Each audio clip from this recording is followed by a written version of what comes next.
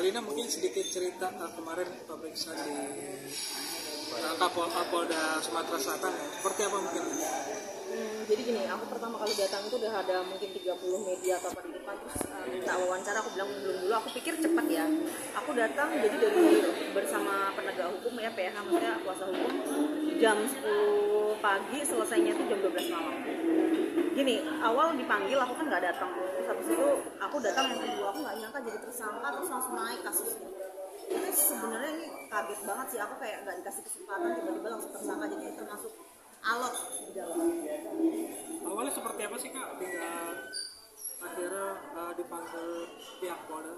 Jadi awal kasus itu kan yang waktu viral makan sesuatu yang diharapkan itu di netizen rame gitu, dan setelah 1 bulan kemudian tuh aku nggak tahu kalau aku mendapatkan panggilan polisi gitu. Aku pikir orang yang mau lapor ini nggak bener-bener sampai kasusnya jalan banget gitu loh, atau dia lagi sebel ormasnya atau gimana, pikirku tuh nggak panjang lah intinya. Nah setelah kemudian habis lebaran itu aku dapat panggilan di tanggal 18. Di tanggal 18 itu, setelah itu aku kan dekat lebaran ya, pikirku aduh ini sulit nih, apalagi kondisi kesehatanku memang nggak bagus. Aku nggak datang tuh. Terus ada salah satu media dari daerah sana yang kayak agak sedikit memaksa, lu nggak datang gitu kan. Aku bilang aku sakit, kalau memang nggak sabar pelapor ya udah bayarin tiket. Pinternya si pelapor ini, kemudian omongan aku tuh langsung dikasih penyidik, marah lah penyidik, kira kayak aku meremehkan hukum, makanya langsung naik tersangka saat itu. Nah akhirnya dia ngasih kesempatan untuk datang yang kedua. Itu sempat komunikasi Kak dengan pelapornya ini? Sempat sih, tapi kayaknya alot susah sih, karena dia katanya nggak mau ada perdamaian seperti itu.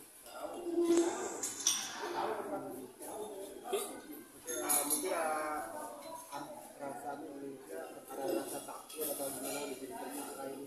Hanya orang munafik yang nggak takut. Cuman aku di sini tuh dibilang takut banget nggak, cuman kayak harus tidak menyesali. Sebenarnya gini, pengacara aku sempat gini, kamu kalau memang sakit kita tunda dulu karena kita tuh tahu kamu bakal ditahan. Dia udah bilang kayak gitu.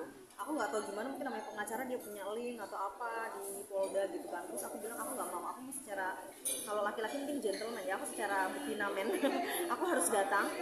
Dan kemudian aku datang, aku bilang gini, kuasa Tuhan tuh adalah segala-galanya, yang penting aku menceritakan, aku tidak berniat untuk menghina gitu. Nah setelah aku kesana itu aku ditanya beberapa hal yang nanti mungkin aku bisa cerita ke kalian.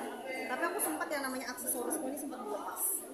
Jadi mereka tuh sudah kayak campur nakut-nakutin juga, dan yang kemudian tuh aku tuh agak depresi karena aku sempat semalam tidur di sana, tapi bukan di tahanan.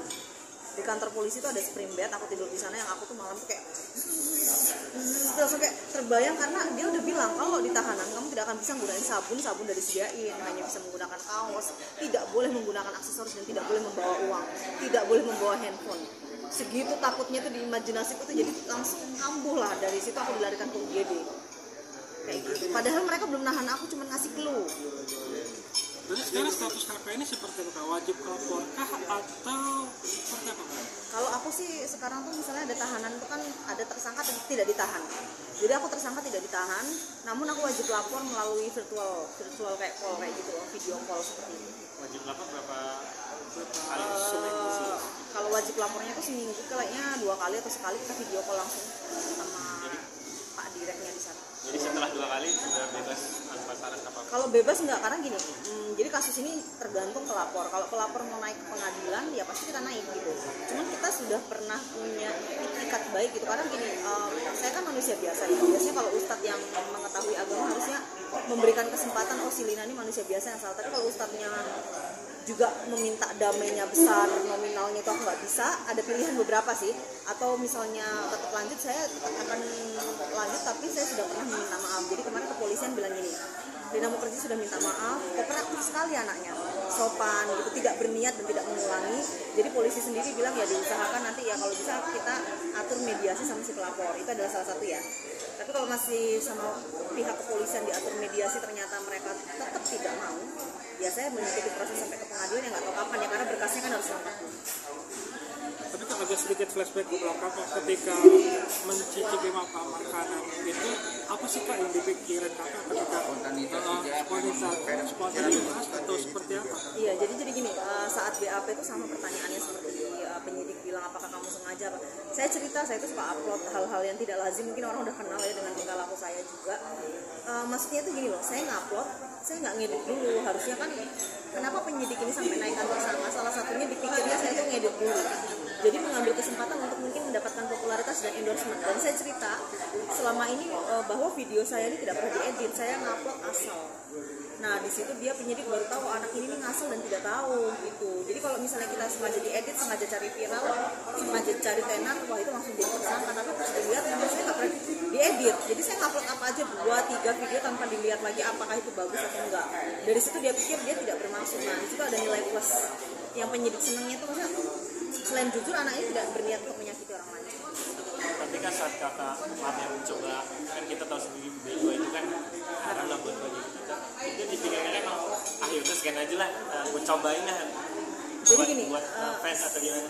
sebenarnya aku tuh udah makan sih sebelumnya, tapi yang kulitnya nggak pernah, ini kan kriuk ya. Nah terus waktu itu ada di depan gitu, aku cobalah makan. Nah mungkin refleks baca basmalah Allah karena kebiasaan juga, dan memang mungkin ini kebodohan saya lah sekali lagi.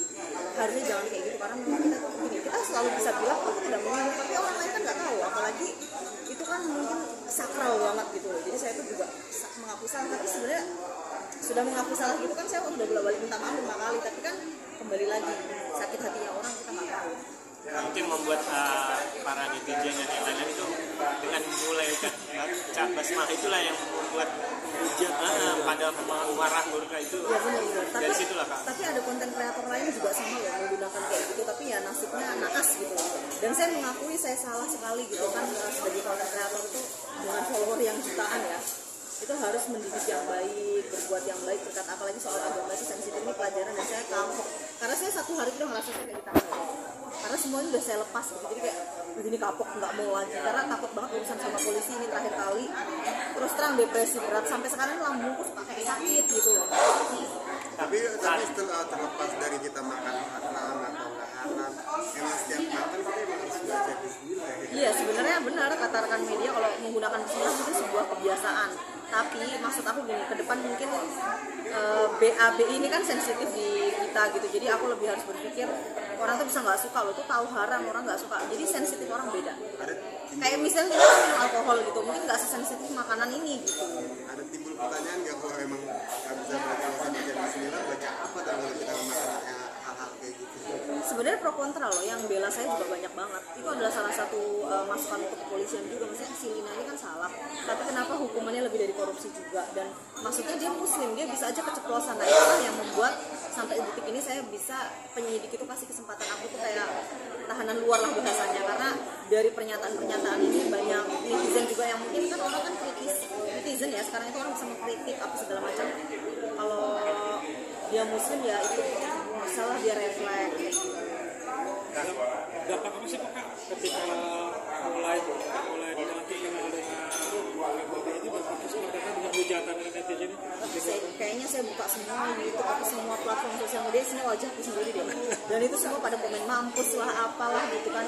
Sebenarnya saya kalau dihujat nggak masalah loh, bukan itu sih, tapi lebih kayak sanksi sosial tuh besar kalau urusan hukum sih.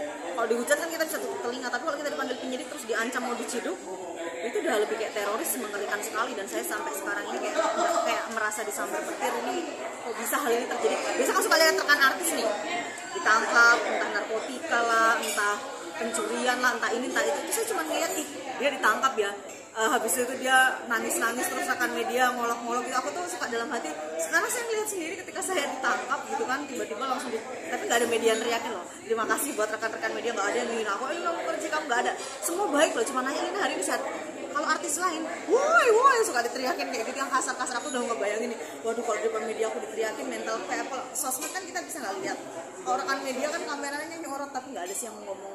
Itu aku thank you banget, walaupun mereka suka beritain kadang yang nggak sesuai, tapi ternyata pas di depan punya respect. Ya mungkin karena kasusku juga bukan yang membunuh orang sih, jadi kayak mereka tuh lebih respect aja gitu sih. Viral, apa segala sesuatu kan setelah viral, nah itu jadi banyak ulama turun, makanya polisi kan pasti akan ada tekanan dari masyarakat ketika ulama ormas turun. Di situ lah polisi cepet-cepet ngamanin aku seperti itu, karena katanya sangat meresahkan sekali dan viral sekali. Kalau aku udah mulai agak nyesel nih, banyak Gus Miftah, ustadz mintil kan, aku langsung kayak aduh kayaknya nggak enak juga nih kalau bermasalah sama ustadz nih, panjang banget. Cuman aku udah minta maaf di beberapa media, cuman kayaknya pelapor ini memang mungkin ya kita nggak tahu lah sakit hatinya orang.